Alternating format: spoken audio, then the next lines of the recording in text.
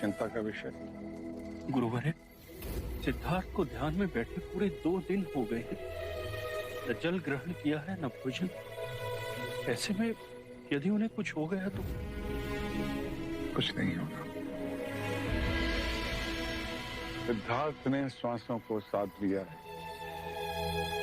सिद्धार्थ ध्यान की उस ऊंचाई पर पहुंच गए हैं जहां शरीर के नित्य कर्म बहुत पीछे छूट जाते हैं।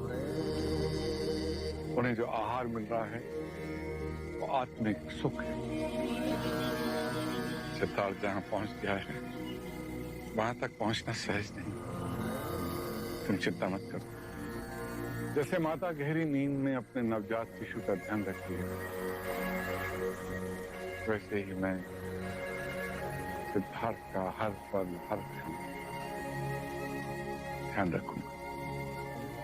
जाओ, तुम विश्राम करो।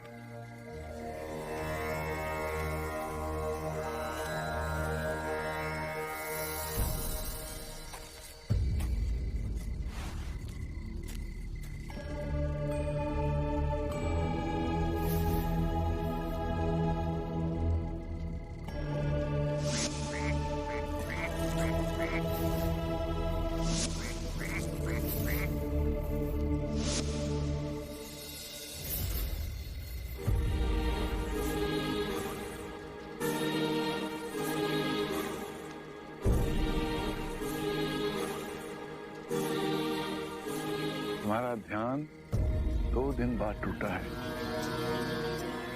मुझे समय का ज्ञान ही नहीं रहा गुरु। इस बार मुझे ऐसी अनुभूति हुई जैसे मैं एक पंख की तरह हल्का हो गया। कहीं दूर नीले गगन में उड़ान भर रहा हूं।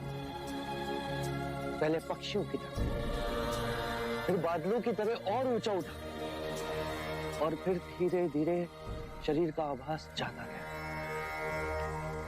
ऐसा लगा जैसे मैं एक वृक्ष की तरह पृथ्वी से जुड़ा, पर दूर अनंत तक मेरी बाहें फैलती जा रही हैं। फिर चारों ओर अनंत शून्य की अनुभूति हुई।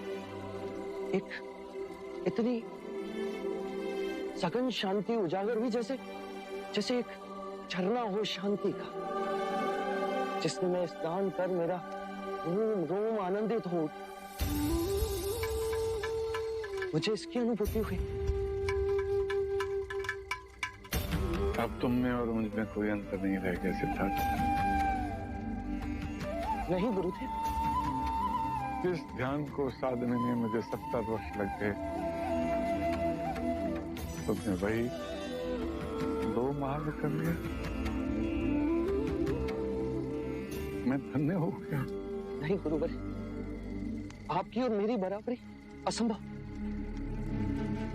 जब तक मैं ध्यान में था मेरा मन शांत था। जैसे ही मेरा ध्यान भंग हुआ, वही पीड़ा और व्याकुलता ने मुझे आ गया।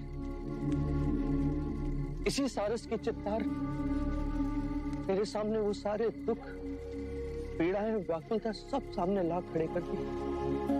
गुरुदेव, मुझे इस पीड़ा और व्याकुलता से मुक्ति का मार्ग समझाइए।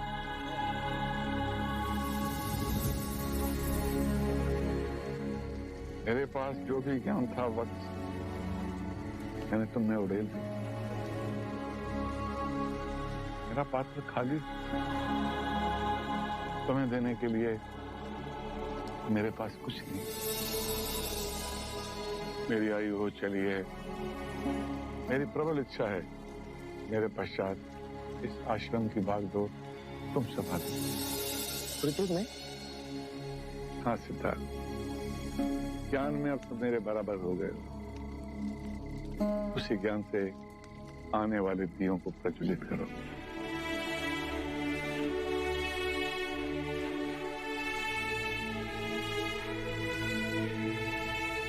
गुरुदेव, आपने मुझे इस योग्य समझा,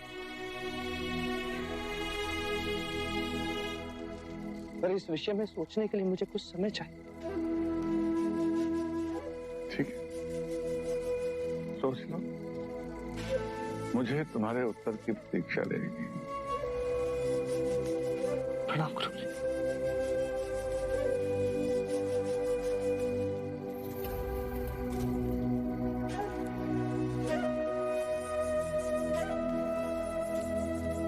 अग्नि का स्वभाव कितना मधुर है। ठंड में ठिठुरते लोगों को ताप देती, भूखों को भोजन बनाने की ऊर्जा। परंतु ये अग्नि एक ही घर की सीमा में बन जाती है। एक परिवार को सुख देने के लिए अग्नि अनगिनत मानवों को अंधकार और यातना में तो नहीं छोड़ सकती।